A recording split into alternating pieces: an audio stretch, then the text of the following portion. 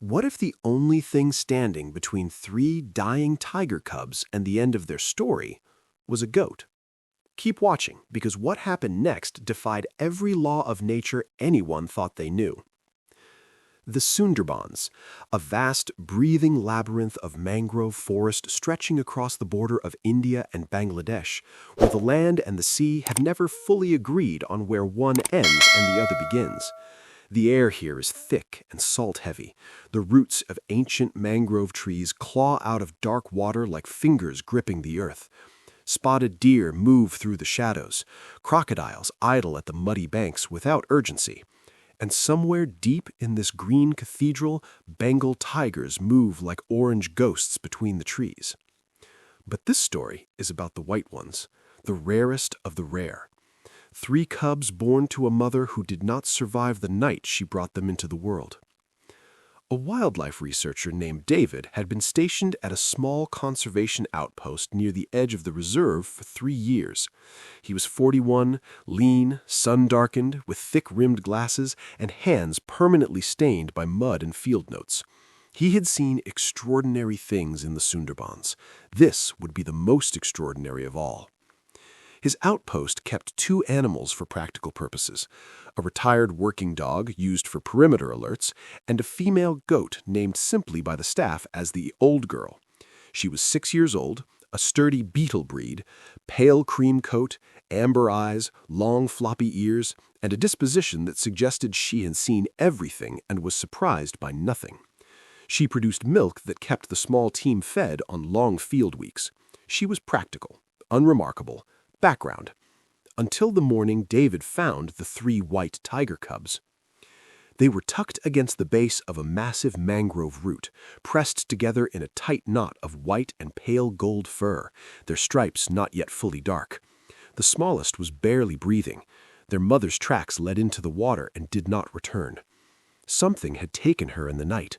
The reserve's largest saltwater crocodile had been tracked in that exact channel the previous week.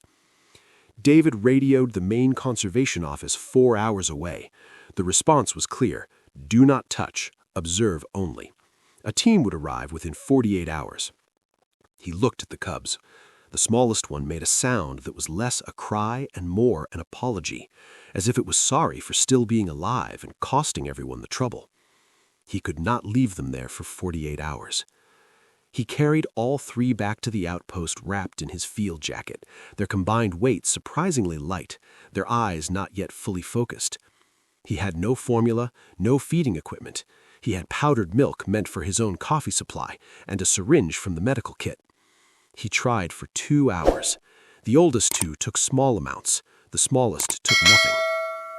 He was sitting on the ground outside the supply shed, the smallest cub limp in his lap, when the Old Girl walked over and stood directly in front of him. She lowered her head and sniffed the cub once, thoroughly. Then she looked up at David with those flat amber eyes. Then she lay down. David stared at her. She had never lain down outside before. She was a standing animal, practical, unremarkable. He placed the smallest cub against her side, not knowing what he expected. The cub's nose found her almost immediately. The instinct was older than reason, older than species. The cub fed. Then the other 2 were placed beside her, and the Old Girl simply stayed down, ears moving slowly, chewing nothing, watching the middle distance with the absolute calm of an animal that had decided something and was not going to argue about it. The conservation team that arrived 2 days later had a heated debate in the outpost doorway. The cubs were stable, healthy even. The smallest had gained weight. The lead officer, a stocky woman named Dr. Petra, stood watching the Old Girl allow 3 white tiger cubs to press against her flank and said nothing for almost a full minute. Then she said, "Leave them." The weeks that followed rewrote what the team thought they understood about animal bonding. The Old Girl moved carefully around the cubs as they grew. When they stumbled, she nosed them upright. When they cried at night, she positioned herself so they could feel her warmth. When they grew teeth and became curious about what they could bite, she disciplined them with a sharp downward press of her head, and they learned. Not because they were afraid of her, because she was theirs and they knew it. By 3 months, the tigers were becoming dangerous in the way that all wild things must eventually become dangerous. Their paws were enormous. Their movements had stopped being clumsy. One afternoon, the largest cub pinned David's boot to the ground and held it with a grip that left marks through the leather. Everyone laughed nervously.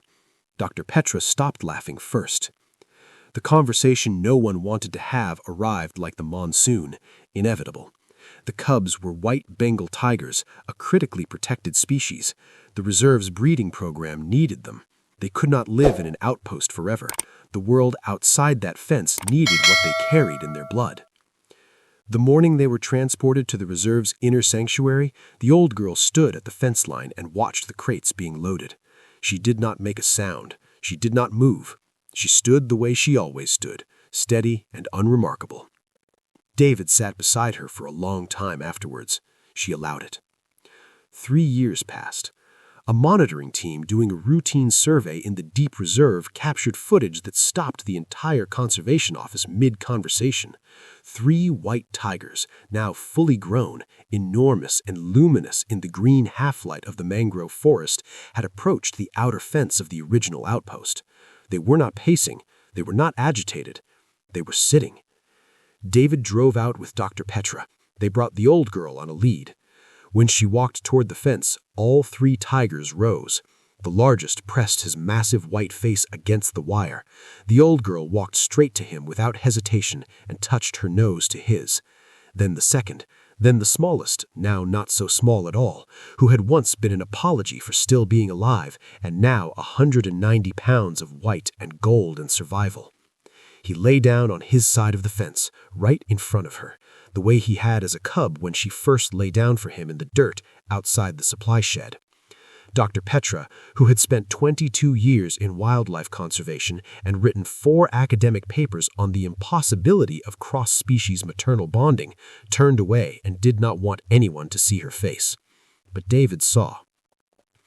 The 3 white tigers were eventually central to one of the most successful captive breeding recovery programs in the Sundarbans' history. Their cubs now move through the same mangrove forest where their mother was lost. The line continues. The old girl lived to be 11 years old, long for her breed, long enough. Some things survive because nature is brutal. Some things survive because something decided, without reason and without reward, to simply stay down in the dirt and let them. If this story stayed with you, hit that like button and subscribe.